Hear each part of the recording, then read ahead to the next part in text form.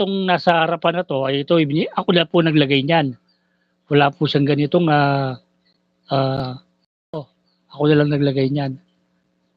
Kaya kung makikita niyo yung transformation ni ano, ay napakaganda. Na ang kanyang, pagka-white ay kumbaga nagfe-fade na yung pagiging white niya dahil nga sa,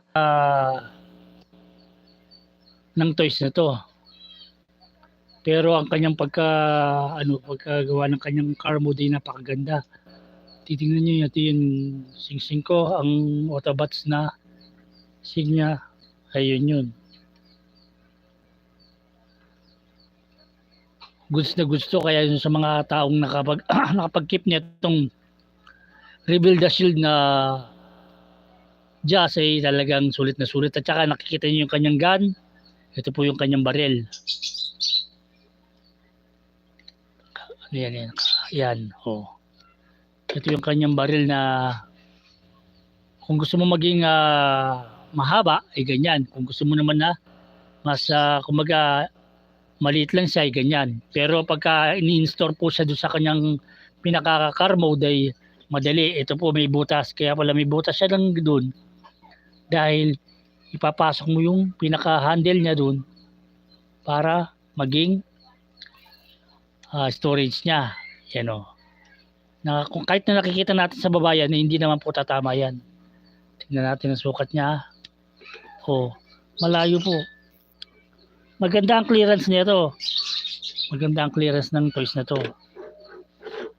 O. Kaya lang madulas lang, kaya hindi ano. Ayan o. Dito pwede. O, magmaga na lahat yan. Kaya lang dahil madulas to, kaya hindi nagiging possible. O. Kaya hindi nagiging possible na ano na yun. Yan o.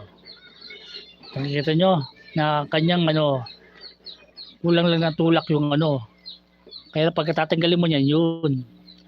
Pwede natin itulak ng maigi para magtago sa ron. Para yung clearance niya ay napakaganda po ng kanyang clearance. At ang kanyang lahat ng kanyang gulong ay maandar. Napakaganda po ng car type nito ni Jazz na kung nakikita nyo medyo familiar po ng konti ang kanyang itsura dun sa sa Rise of the Beast na si Mirage na halos ganyan rin ang itsura ng kanyang kotse dun, si Mirage na sulit po ang kanyang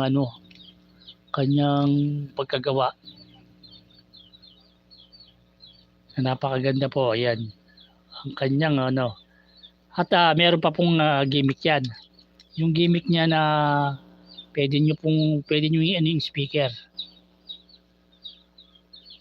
Paano nga ba yung ginagawa nila? Tapos, yun.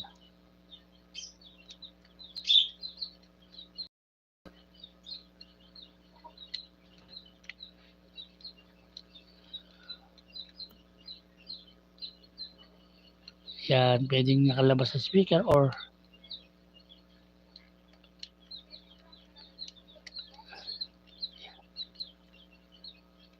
yan sa kabila rin. Gawin natin pareho. Na pwede po yung kanyang orientation na ganyan.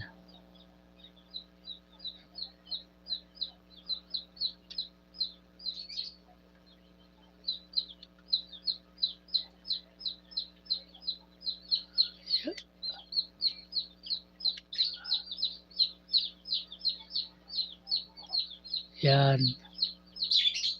Pwede natin ganyan yung kanyang speaker or ganito. Kung saan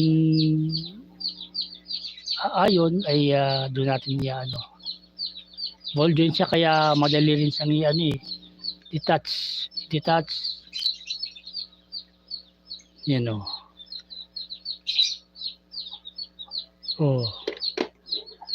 pwedeng ganyan ang orientation niya na pwede nating ilabas yung kanyang mga big